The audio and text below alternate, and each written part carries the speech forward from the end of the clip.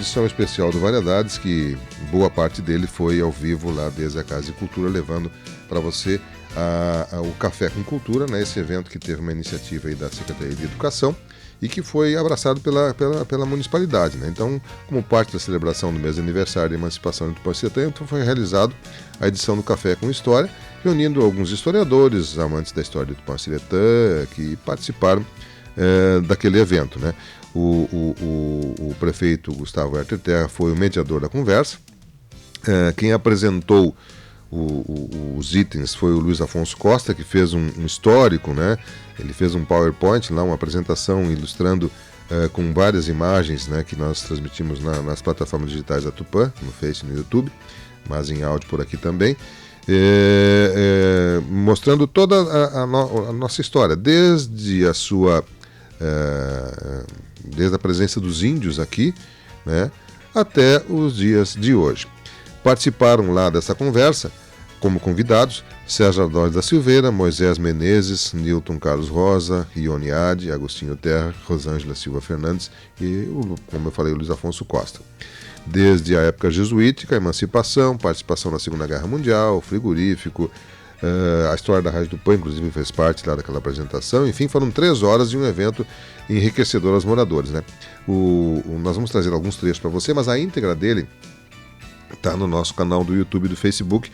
Está ali disponível para você toda a íntegra para quem quiser receber um pouco dos conhecimentos que lá foram colocados. Mas depois da apresentação que o Luiz Afonso fez de cada época, lá ele foi fazendo época por época, né? Na primeira época, quem repercutiu um pouco foi o Moisés, que citou vários livros históricos com trechos jesuísticos à formação de um dos locais dessa cidade. Depois de muito tempo, Dom Pedro II comprou esse arquivo e doou para a Biblioteca Nacional. E os escritores, quando conseguiram acesso, eles tinham que ir ao Rio de Janeiro pesquisar. Então, muitos historiadores que não conseguem detalhar muito essa questão jesuítica por isso.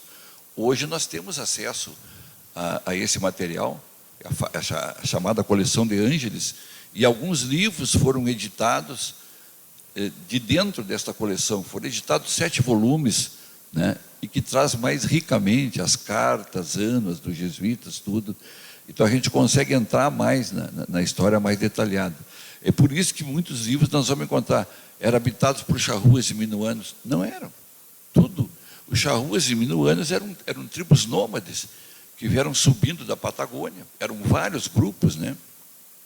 E até o nome deles é meio duvidoso, mas ficaram um grupo charrua e um grupo minuano, e eles não são os mesmos, né? O charrua é diferente do minuano. E aqui, por alguma razão, ali na capelinha do Batu, ali ficou um cacique minuano por muito tempo chamado Batu, e por isso que o lugar é Batu, né?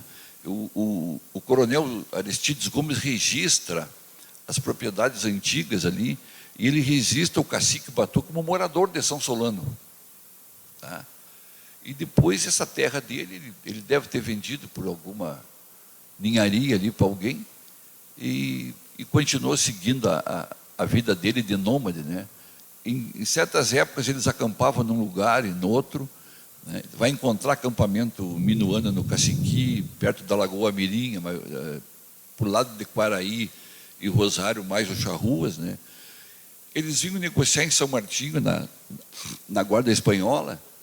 Então eram índios desse tipo, assim, extremamente nômades, né?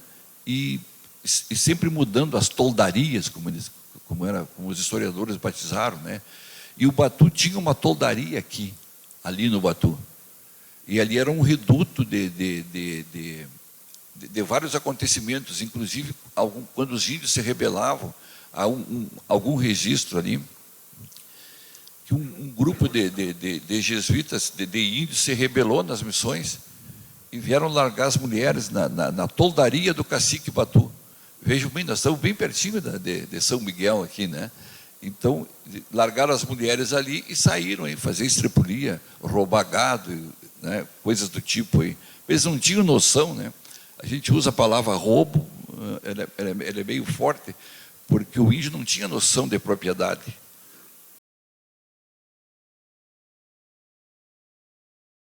Lá no início das conversas, tratando mais desse período jesuítico ali, né, dos índios e inclusive citando algumas nominatas, né, uma curiosidade, por exemplo, ele citou a comunidade do Abacatu, era um índio chamado Abacatu, que estava naquela localidade, que depois participou da fundação de Gravataí, né? Não tinha a mínima noção disso, né? Isso ontem foi trazido ali pelo Moisés.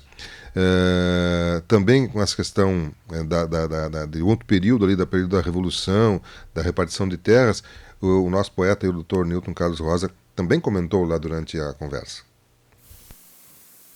De fatos e lendas numa longa estrada. No meio do nada, nasceu um povoado que foi batizado Tupã-Siretã.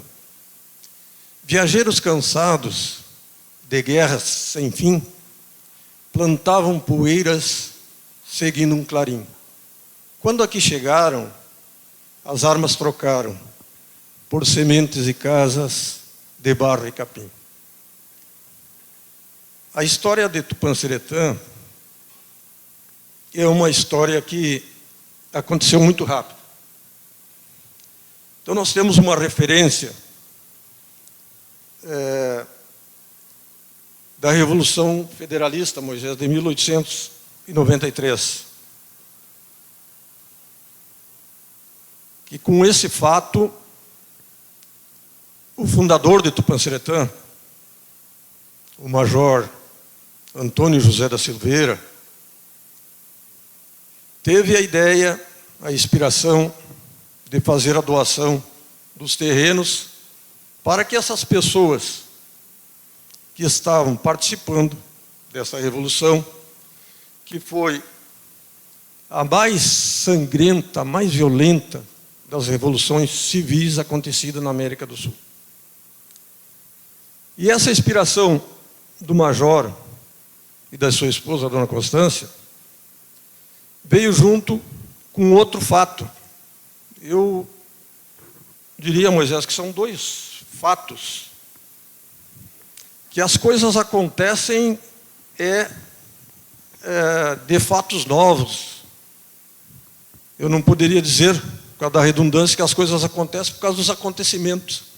Mas foi desses acontecimentos, dessa inspiração do major e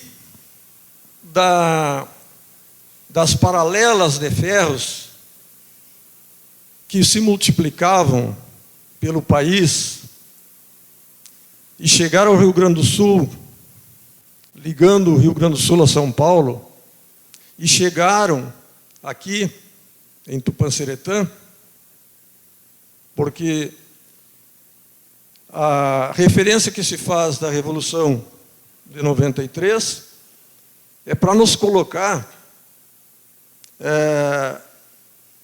naquele momento, no espaço físico, como é que era esse local aqui, que era a fazenda do major Antônio Silveira, que se chamava Tupã-Siretã.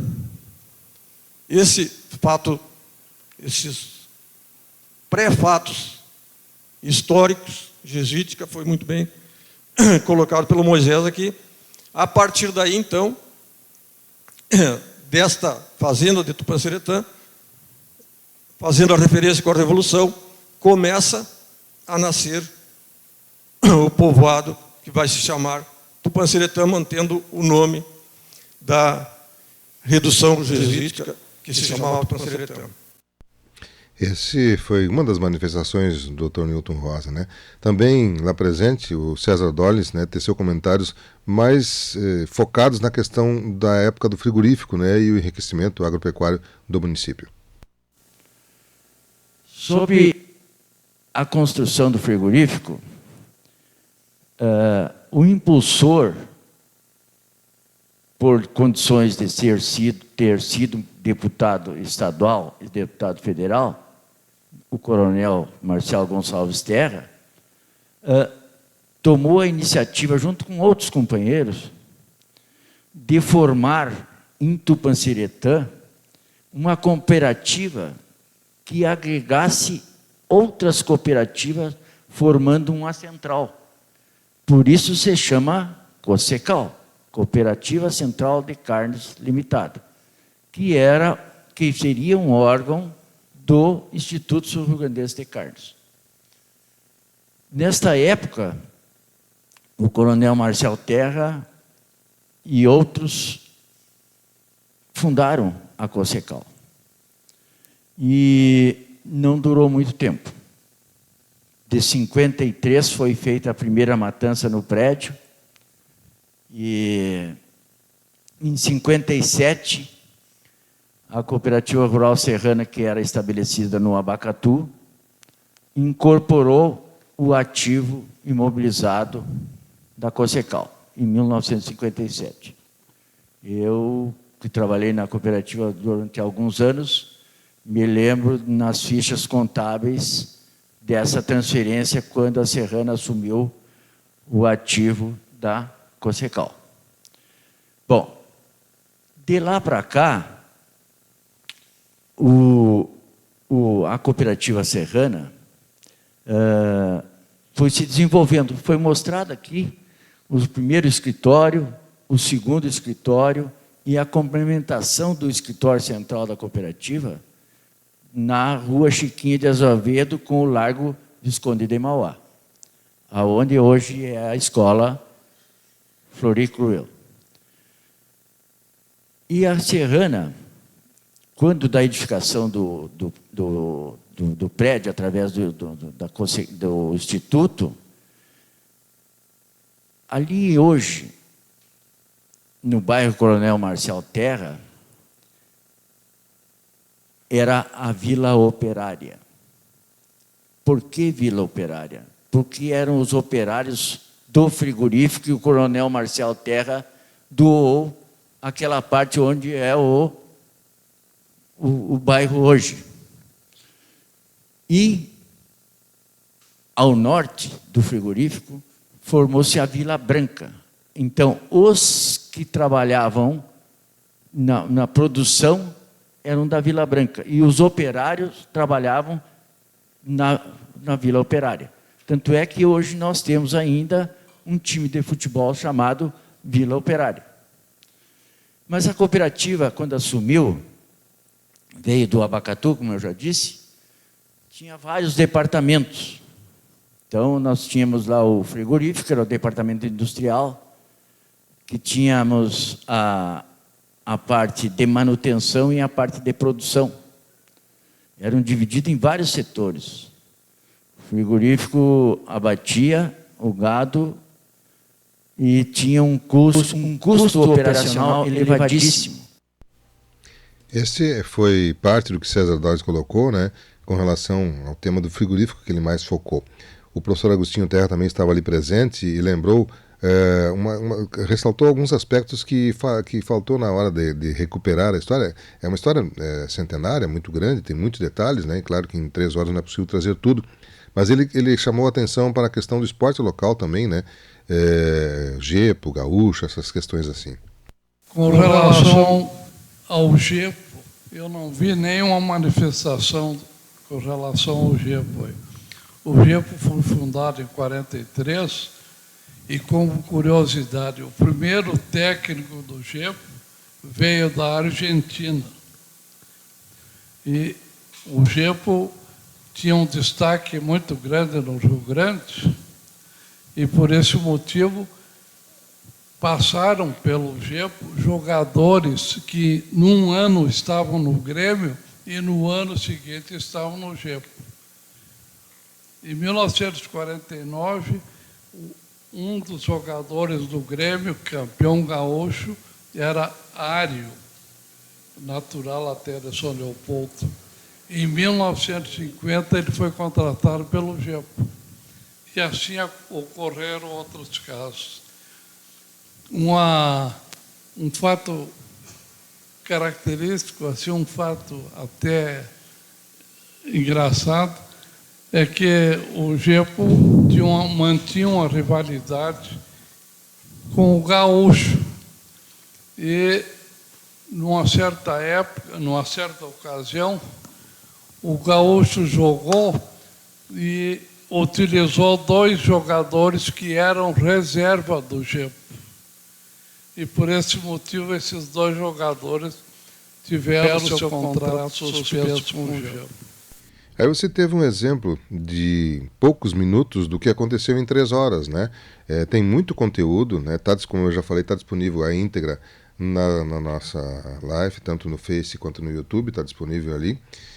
Para que você que queira saber um pouco mais da nossa Tupã-Ciretã, da sua origem, das suas histórias, algumas curiosidades como essa, né? Informações, tem ali um material riquíssimo, né? Que com certeza, como o próprio prefeito depois ressaltou, né, vai ser utilizado por muita gente ainda para entendermos um pouco mais a nossa terra da Mãe de Deus. Aliás, o prefeito concedeu uma entrevista ao final repercutindo isso, mas nós vamos fazer um intervalo comercial, a gente já retorna e ainda